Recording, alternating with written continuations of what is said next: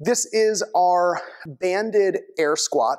So I'm gonna have Susan use the mini band, and it's gonna come up just above her knees. And then we'll get into squat position. These resistance bands come in various resistances. Every company who makes them uses different color coding. Green is our medium to light side, which actually for some things works really well. It's tempting to go heavier with these, but all we're trying to do is get muscle activation, so really heavy can actually be counterproductive, especially if we're just doing this as a warm-up. So I'm gonna have Susan set her feet hip width and a little bit turned out for me, probably about 10 to 15 degrees. And then I'm gonna have Susan do probably about 10 squats. And what we're gonna take a look at is two things. One, we wanna see that the chest is staying not upright, but that her spine is moving as a single unit. And secondly, that the knees are keeping a little bit of pressure outwards into the band, almost like she's trying to fight the band's desire to pull her knees into center, which is exactly what she's doing and why we're using the band. So let's go for some squats.